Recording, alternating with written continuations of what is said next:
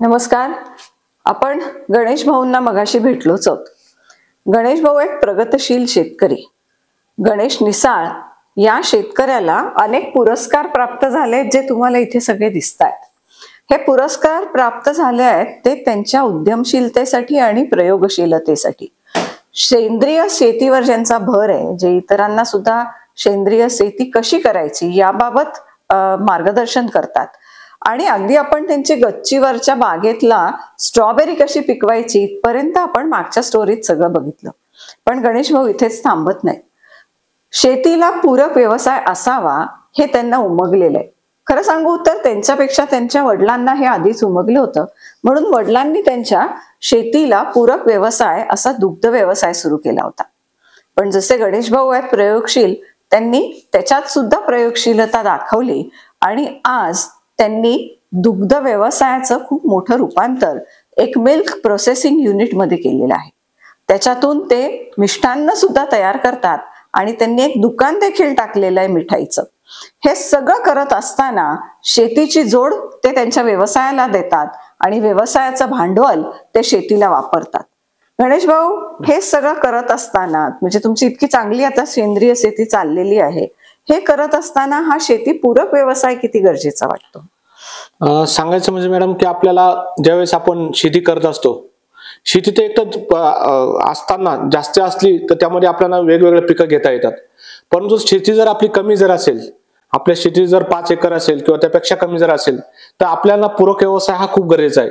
कारण की काही वेळेस पाऊस निसर्ग हा लहरी आहे. कधी पाऊस पडतो, कधी पाऊस जास्त होतो. यात जर आपल्याला निसर्गाशी जर मिळत राहायचं असेल आणि आपला पण कुटुंब निर्वाह जर करायचा असेल तर जोडधंदा हा खूप आवश्यक आहे.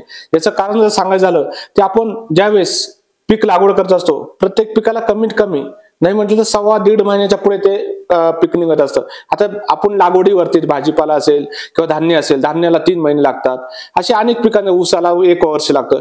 तर हे पिकं निघत असताना ज्यावेळेस आपण त्याची पिकं उत्पादन काढत असतो, त्याचे उत्पादन मिळत असतं, त्यावेळेस आपण आपल्याकडे खेळतं भांडवल असणं गरजेचं आहे. कारण कुटुंब हा दर महिन्याला आपल्याला त्यात खर्च हा येतच असतो. तो खर्च जर भागवायचा असेल आणि आपल्या शेतीत पण आपल्याला दर पिकाला आपले शेत तयार करावं लागत असतात किंवा त्याला खत असेल, औषध असतील किंवा इतर जो खर्च असेल, इतर मोटर खर्च असेल, लाईट खर्च असेल, हा जर आपल्याला भागवायचा असेल तर महिन्याला आपल्याला ते खर्च आवश्यक असतो. तर तो खर्च भागवायचा असेल, जर शेती आपल्याला जर कमी असेल तर त्याचं टप्पीकरण केलं गेलं पाहिजे. शेतामध्ये म्हणजे भाजीपाला लागवड करताना टप्प्याखाली आपण भाजीपाला लागवड केली तर ती एक पद्धत आपल्याला घेऊ शकतो. दुसरं असं की जर शेती जर करायची त्याला पूरक व्यवसाय हा आवश्यक आहे.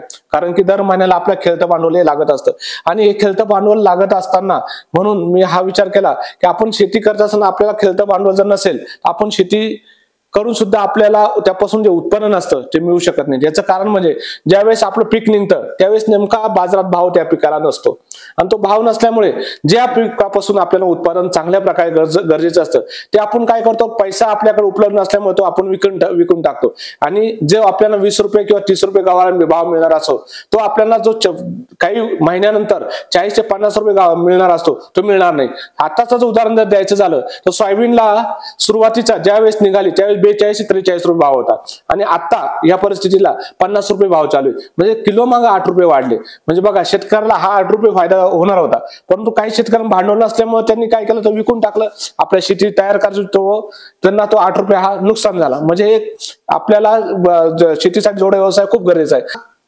गणेश भाऊ, हा जोडधंदा आवश्यक आहे असं तुम्ही म्हणता. तर तुमच्या वडिलांनी काही गाई म्हशी पाळल्या होत्या आणि तुमचा दूध वाटण्याचा धंदा होता की तुम्ही दूध टाकत होतात. तिथून तुम्ही स्वतःच्या या मिल्क प्रोसेसिंग इंडस्ट्रीकडे कसे आलात? तर सुरुवातीला सांगायचा विषय असा की वडील गाई म्हशी पालन करत होते आणि ते पण दूध ते पण घालायचे. मी स्वतः पण दूध द्यायचो. इथं जवळच आमचं देवळाली कॅम्प म्हणजे एक 8 ते 10 किलोमीटरचं देवळाली कॅम्प, त्या ठिकाणी आम्ही आमचे रतीब होते. तिथून सुद्धा आमचं दूध उरत होतं, शिल्लक राहत होतं आणि ते दूध शिल्लक राहिल्यानंतर ते दुधाला जो भाव मिळाला पाहिजे तो मिळत नव्हता. मी इतर डेअऱ्यांना दिल्यानंतर तर मग तुम्ही असा विचार केला का आपणच आपली डेअरी टाकून आपण काही काम करू शकतो का? मग असा विचार मनात आल्यानंतर माझे आत्ते भाऊ प्रवीण गुळे म्हणून, मी त्यांना बरोबर घेतलं आणि बरोबर घेऊन मग आम्ही ते 11 हजारावर अवघ्या ते आपले डेअरी व्यवसाय सुरू केला. आणि त्यानंतर आम्ही आमच्या सायकलवरती इथं जवळ आसपासचे कस्टमर सायकलवरती त्यांना दूध देऊ लागलो. अशा पद्धतीने आमचा वाटचाल आमची सुरू झाली. आता तुम्ही इतरांचं दूध संकलित पण करताय, तुमचं आता दूध कलेक्शन सेंटर पण आहे आणि तुम्ही मिष्टान्न म्हणजे मिठाई बनवता पण आहे तिथे. आणि ते सुद्धा जे आम्ही बघतोय ते की अतिशय मेकॅनाइज्ड ऑटोमॅटिक सगळ्या मशीन्स मध्ये तुमचं हे सगळं उत्पादन बनतंय. तर हे केल्याने जसं तुम्ही मगाशी म्हणालात की भांडवल तुम्हाला एक तर मिळतंय आणि तुम्हाला सेंद्रिय शेती करायला सुद्धा एक स्कोप तुमच्या जोडधंद्याने मिळते. असे अनेक प्रयोग गणेश भाऊ करतायत आणि त्यांची मिठाई तुम्ही खाऊन बघितली तर खरोखरच सुंदर अशी मिठाई आहे. कारण की ती डोळ्या देखत बनतीये, मेकॅनाइज्ड आहे, ऑटोमॅटिक आहे आणि तिथे कुठेही ह्युमन इंटरफिअरन्स असा फारसा दिसत नाही. त्याच्यामुळे हायजेनिक सुद्धा ती तितकीच आहे. असं असून एकीकडे शेती आणि एकीकडे दुग्ध व्यवसाय अशी जोड व्यवसायाची धुरा आज गणेश भाऊ सांभाळतायत. एक लेखक, एक कवी, एक अतिशय संवेदनशील व्यक्ती, त्यांच्या बोलण्यातनं आपल्याला ते जाणवतंय की मला जे मिळतंय ते इतरांना सुद्धा मार्गदर्शन द्यायला मी तयार असतो आणि ते तयार असून इतरांना ते देतात. तर अशी ही एक शेतकरी व्यक्तिमत्व की जे प्रयोगशील आहे आणि ज्याच्या प्रयोगशीलतेमुळे आज त्यांची वाटचाल ही पुढे होत आहे. हे सगळे जे तुम्हाला इथे पुरस्कार दिसतायत हे त्याचंच प्रतीक.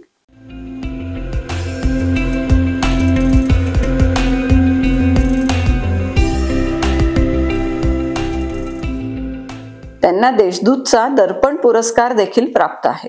गणेश भाऊ, तुम्हाला आणि तुमच्या प्रयोगांना खूप साऱ्या शुभेच्छा. धन्यवाद मॅडम.